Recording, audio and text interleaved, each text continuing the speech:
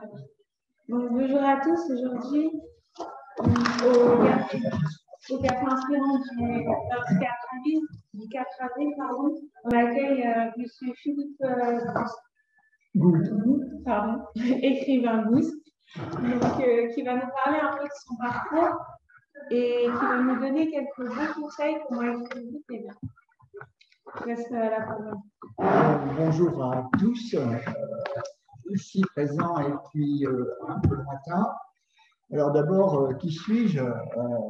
Je ne suis pas un professeur de français, je ne suis pas un spécialiste de la langue française, je suis un ingénieur qui suis devenu écrivain. Ingénieur, j'ai rédigé évidemment des contrats, j'ai créé des sociétés qui nous fait rédiger des statuts de société, des accords. Depuis 5-6 ans, je suis maintenant écrivain, j'en suis à mon 4e livre. Et quand je relis mon premier livre qui est là, voilà, je fais de la pub, eh bien, je dois dire que j'ai un peu honte parce que j'ai fait tellement de progrès dans l'écriture que aujourd'hui, je l'écrirai d'une façon très différente. Et puis, j'ai aussi été responsable d'une association qui s'occupait de chômeurs. Alors, quel est le rapport entre les chômeurs et l'écriture? Eh bien, il est grand parce que les chômeurs, quand ils cherchent du boulot, ils doivent rédiger des CV, ils doivent rédiger des lettres de motivation. Et dans ce cadre-là, j'ai animé des ateliers pour rédiger des CV, rédiger des lettres de motivation. Le français, c'est une langue absolument fantastique. Une langue, c'est comme un jeu vidéo. C'est-à-dire que quand il est simple, on trouve vite la solution et puis on s'en lasse. Le français, c'est une langue complexe, très très complexe. Je ne sais pas s'il y a des gens qui arrivent à maîtriser cette langue complètement, mais c'est loin d'être mon cas et c'est pour ça que c'est intéressant. Alors pourquoi est-ce que c'est important de bien écrire? Tout le monde connaît la formule, les paroles s'envolent, les écrits restent. Et donc aujourd'hui, c'est toujours vrai et surtout qu'on a tendance à écrire vite et mal dans les mails, dans les SMS, et pourtant c'est des choses qui restent et que d'autres, un employeur, un client, un contact peuvent retrouver. Et puis quand c'est bourré de fautes d'orthographe, eh bien on regrette.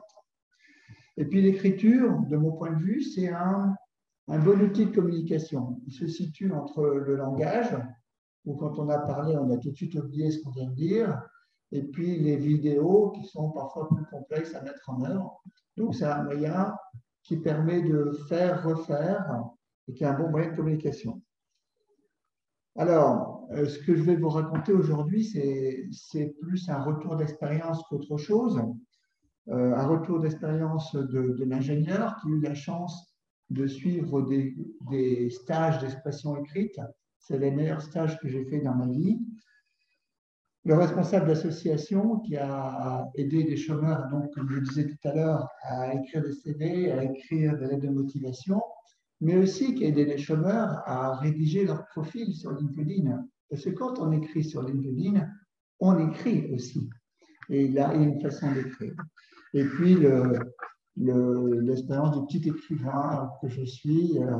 J'ai eu la chance pour mon premier livre d'avoir un coach pendant 1 an qui m'a corrigé, sans jamais écrire à ma place. Et c'est comme ça qu'on est passé d'un livre de 70 pages à un livre de 250 pages. Voilà. Alors, je vais vous dire 3 choses. Quelques suggestions pour écrire vite et bien, les pièges à éviter et les outils pour aider. Alors d'abord, les suggestions pour écrire vite et bien. La première précaution à prendre, c'est de bien se dire à qui on écrit. On n'écrit pas de la même façon à un copain, à un client, à une administration. Donc, il faut adapter son écriture à la personne à qui on s'adresse. Ensuite, il faut choisir son support. Aujourd'hui, quand on parle entre nous, je t'enverrai un mail. Voilà. Quand on a dit ça, on a tout dit. Le mail, bien sûr, c'est un bon outil de communication, mais il y en a d'autres. Et bon, il y a le SMS ou tout ce qui se rapproche du SMS, mais il y a aussi les lettres. Et on oublie souvent les lettres, qui restent un outil de communication qui, de mon point de vue, est très performant. Alors, la première chose qu'on doit faire quand on est en face de sa copie, c'est de se fixer un objectif. Et ça, c'est quelque chose qui est très important. Vous connaissez l'histoire de Christophe Colomb. Quand il est parti, il ne savait pas où il allait. Quand il est arrivé, il ne savait pas où il était. Quand il est revenu, il ne savait pas d'où il venait. Et puis Churchill a ajouté tout ça avec le fric des autres. C'est important de se dire, j'écris cette lettre. Alors, ça peut être pour communiquer, donner l'information. Ça peut être pour demander un service, demander une subvention, demander quelque chose.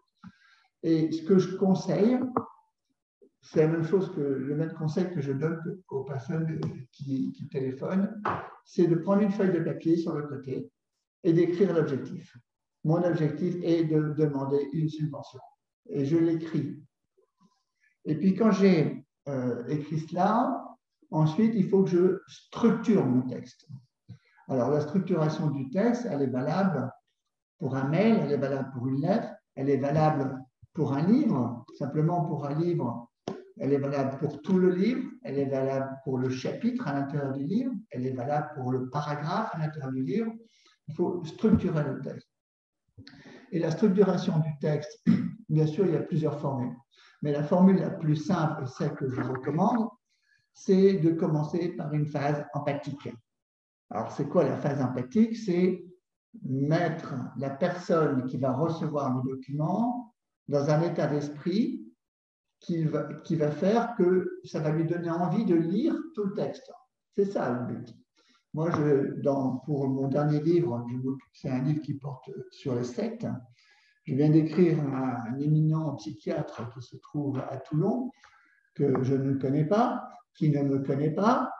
Et donc, dans cette lettre, je lui ai envoyé une lettre, dans cette lettre, le premier paragraphe, je lui dis, écoutez, voilà, j'ai déjà rencontré telle personne pour parler de mon livre, et ces personnes, c'est des noms qui lui parlent, et ça va lui donner envie de lire la suite. Donc, un premier paragraphe qui porte sur une mise en condition du lecteur. Ensuite, on découpe son texte en paragraphes avec une idée par paragraphe. Quand vous avez 2 idées par paragraphe, ça devient confus. Une idée par paragraphe. Alors, le paragraphe il peut être plus ou moins long, suivant que c'est une lettre, un livre ou autre chose, mais je recommande une idée par paragraphe. Et puis, quand on a fini, on conclut. Et on conclut comment? En lisant la feuille de papier qui est à côté. Je vous écris donc pour vous demander une subvention. Je vous écris donc pour vous communiquer des informations. Et puis voilà. Moi, quand je faisais mes ateliers aux chômeurs, je disais qu'un document écrit, c'est comme une bataille napoléonienne.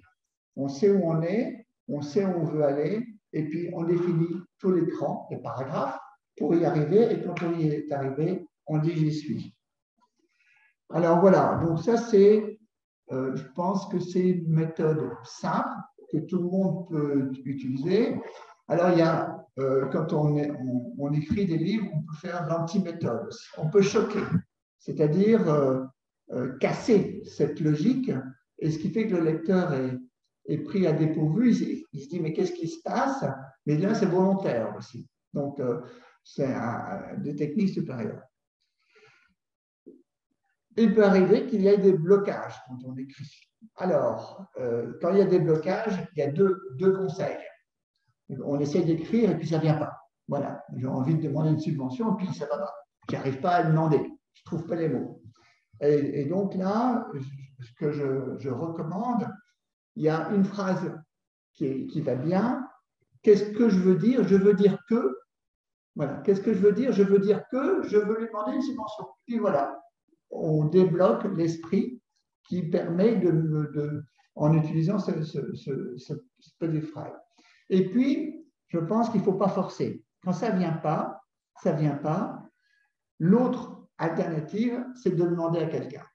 Quelqu'un qui est à côté de vous, tiens, je veux dire que j'ai une subvention à demander, je ne sais pas comment faire pour demander. Et la personne qui, elle, ne réfléchit pas, ne va pas être bloquée, elle va vous dire ça avec ses mots. Ensuite, vous vous transformez comme vous voulez, mais c'est une façon de faire. Donc, quand il y a un blocage, premièrement, qu'est-ce que je veux dire? Je veux dire que, et puis demander aux autres. Voilà, ça c'est pour écrire vite et bien. Les pièges à éviter. Alors, le principal piège à éviter, et alors là, je le dis et je le redis, n'allez jamais trop vite. La première version de ce que vous écrivez n'est jamais la bonne. Dans un livre, quand je rédige un livre, je lis environ 20 fois chaque chapitre. 20 fois. Et c'est parfois beaucoup plus. Quand j'écris un mail, sauf si je suis obligé de l'envoyer tout de suite, généralement, je ne l'envoie que le lendemain. Parce que le lendemain, je trouve que ce que j'ai écrit, ce n'est pas bon. Et je suis déjà à une version 2. Et puis, quand c'est un texte important, je fais relire par un tiers.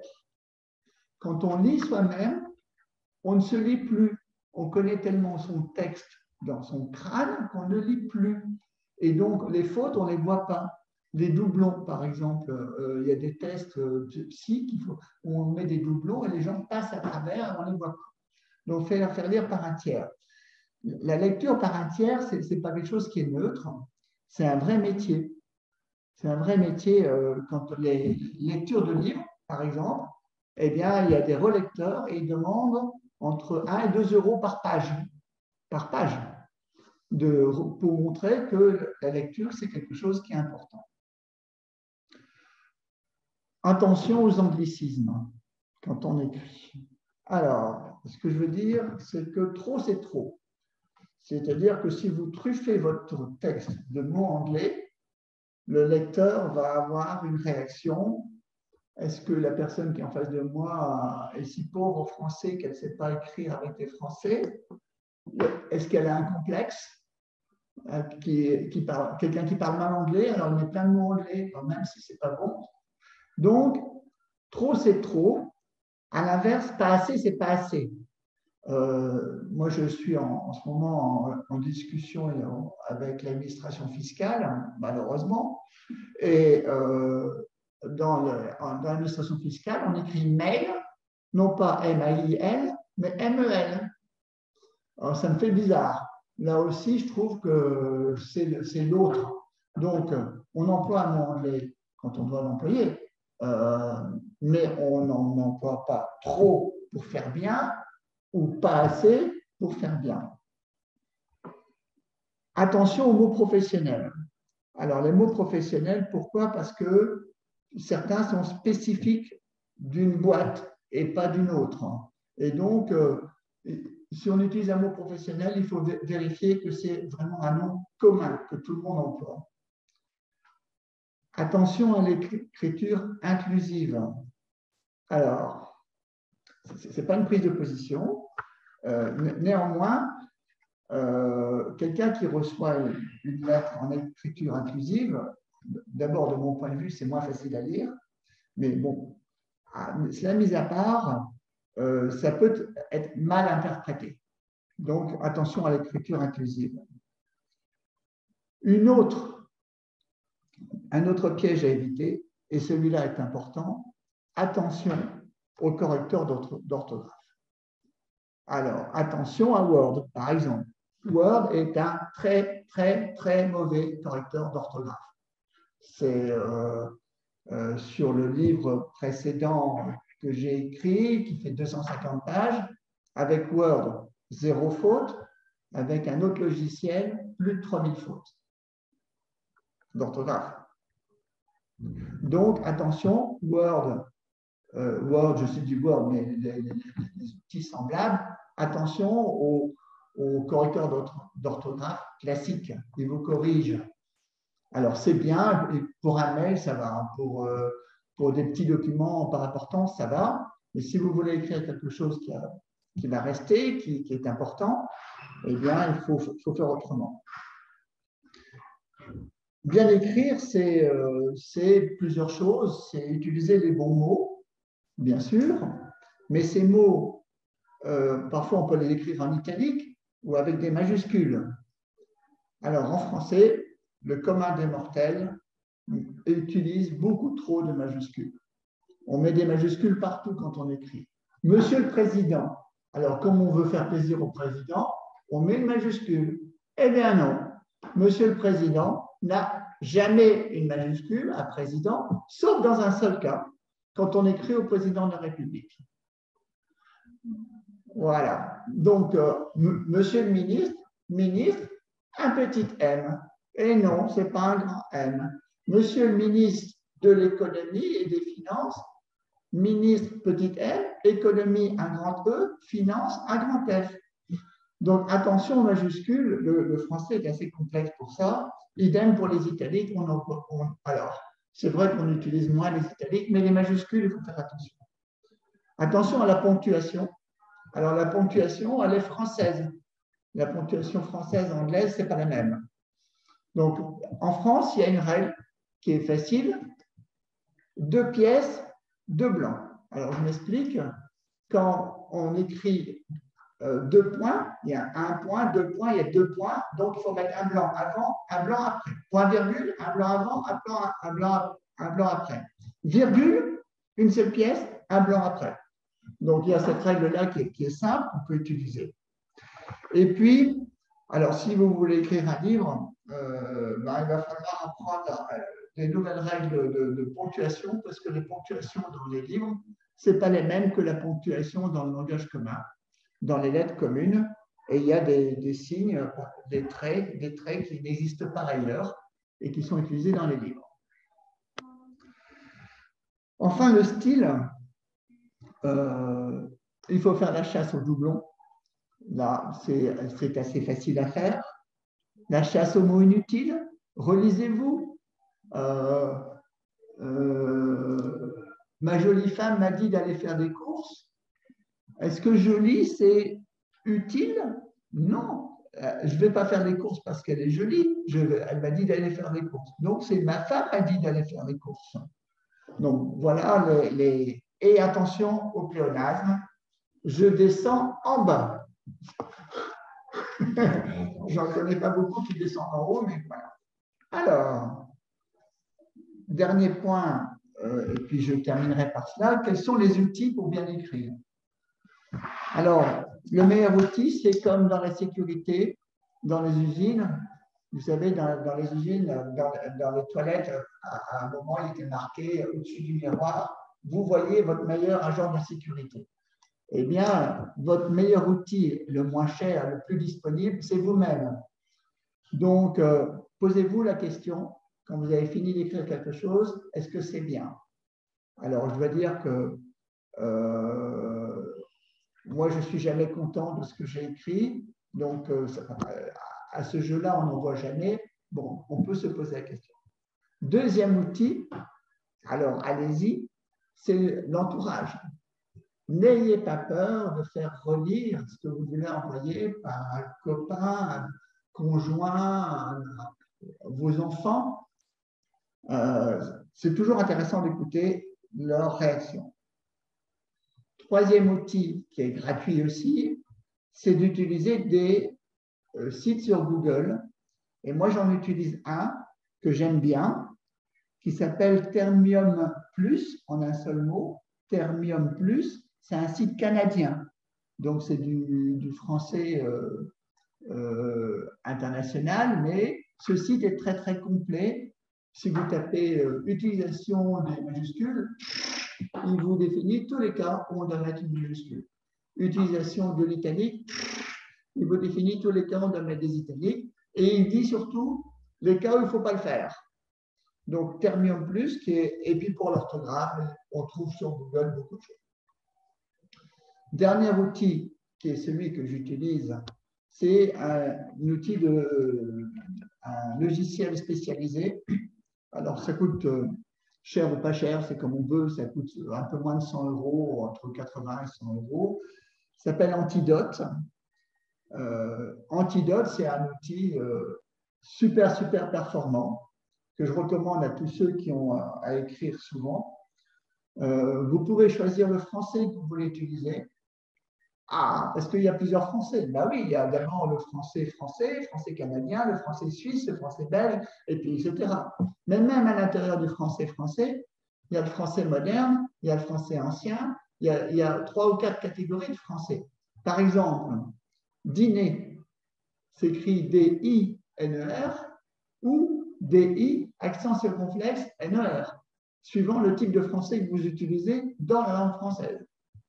Donc, il vous permet de choisir le français, il détecte des fautes d'orthographe, il détecte des fautes de ponctuation et il vous fait des recommandations de style. C'est un outil qui est facile à utiliser, qui est très simple. Moi, sur mon ordinateur, je l'ai en permanence. Tout est corrigé par... enfin, pas corrigé, mais Antidote me fait des recommandations pour tout ce que j'écris. Donc, si vous voulez un jour faire un test, vous pouvez m'envoyer votre texte, et puis je le passerai sur Antidote et je vous dirai, ben voilà, Antidote n'a trouvé que 2000 fautes. J'ai un copain qui a écrit un livre et qui me l'a envoyé, il m'a dit, tu sais, il est nickel.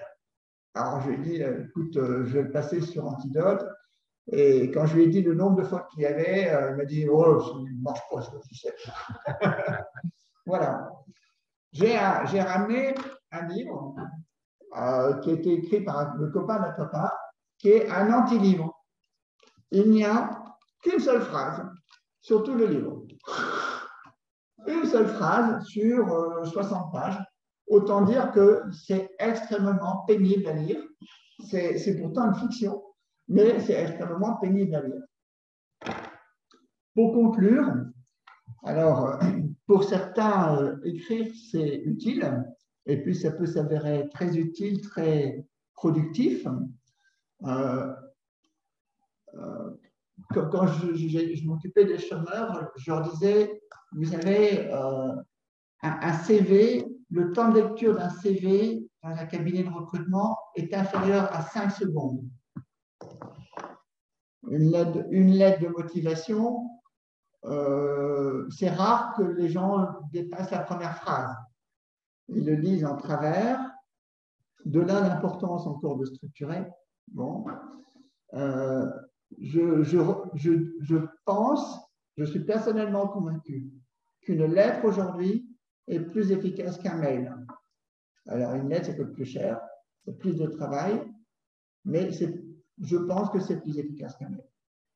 Voilà, donc ça peut être utile pour certaines personnes, et puis pour les autres, ça peut être passionnant, comme pour moi. Mais dans tous les cas, écrire, ça n'est pas évident. Moi, je découvre des règles tous les jours. Le français est une langue extrêmement complexe. Et puis voilà. Et donc, à votre disposition, si vous voulez faire un test ou si vous voulez poursuivre cette discussion avec moi. Voilà. Vous avez des questions?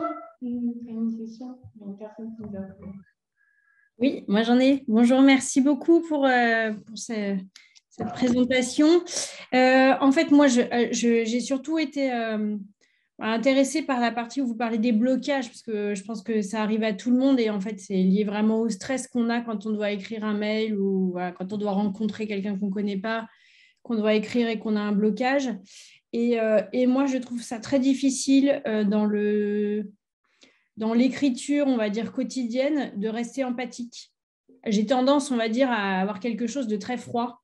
Même si j'écris à des amis, je vais devenir très froide, alors que ce n'est pas du tout l'objectif, mais je trouve ça difficile d'amener de l'empathie dans nos écrits.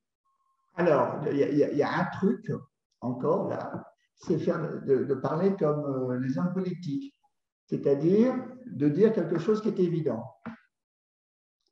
Voilà. Par exemple, vous répondez à une annonce pour être responsable de production dans l'automobile. Qu'est-ce que j'écris? Premier paragraphe. Monsieur, vous recherchez un responsable de production pour l'automobile.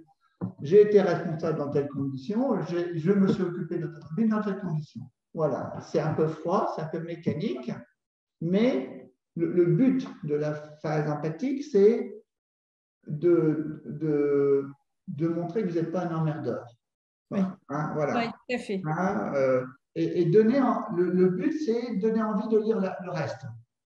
Dans un bouquin, qu'est-ce que font les gens qui achètent un bouquin? Je ne sais pas qu'est-ce que tu fais quand tu achètes un bouquin? Les gens lisent la 4e de couverture. Oui, bien sûr. Et puis, il y en a qui vont un petit peu plus loin et qui lisent les quelques premières pages. Quand on va sur Amazon pour acheter un bouquin, souvent, ils vous donnent les premières pages. Ça vous permet de vous mettre dans l'ambiance. Donc, il faut faire attention à ça. Donc, il faut... alors, moi aussi, j'ai des blocages. Là, ça m'arrive, mon bouquin, là, j'étais page 248. J'étais page 248 pendant presque 15 jours. Ça n'arrivait pas.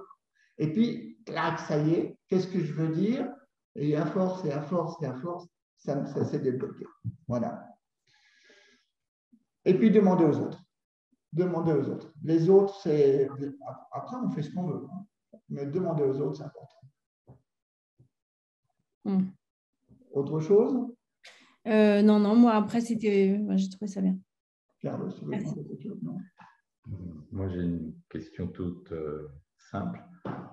Quand j'écris, à un moment donné, je veux mettre une phrase qui est une quotation. Et parfois, je vois dans les livres, on met un tiret et la phrase dans le même police, et d'autres le mettent en italique. Parce que... c'est extrêmement compliqué. Alors, si on cite quelqu'un, si on cite une phrase de quelqu'un, on met des guillemets à chaque bout et on laisse en écriture normale. Si on cite un titre d'une œuvre écrite, une œuvre musicale ou autre, on met en italique. Si on fait une citation dans une langue étrangère, alors la règle générale, c'est en italique, sauf si la citation en lettre étrangère, dans une langue étrangère est une situation commune. Alors. Non, bon, ne rentrons pas les détails. Mais si c'est un dialogue. Un dialogue, non. On ne met pas en italique. On met le tiret devant. On met le tiret devant et puis c'est tout. Alors, le tiret devant, si c'est une lettre, c'est un simple tiret. Si c'est un livre, c'est un tiret qui est spécifique au livre. Qui est long. Qui est plus long, ouais. qui n'est pas le double, mais qui est, en fait, sur la plupart des écrans, on fait 2 fois le signe. Et ça se retouche. Moi, j'aurais une question. Parce que moi, dans le cadre de mes études, du coup, on fait beaucoup d'écrits. Ouais. Et du coup, ce serait quoi un peu ton conseil parce que moi, des fois, en fait, moi, j'écris vite. Et du coup, pas bien. Et ce serait de me relire, du coup. Ah, alors moi, je suis comme ça aussi. Quand je suis en réunion ou autre, quand je travaille, j'écris beaucoup. On a tendance à écrire trop. Donc, il y a des gens qui sont capables d'écrire peu. Et je pense que c'est bien parce que ça permet de relire et d'avoir un sens.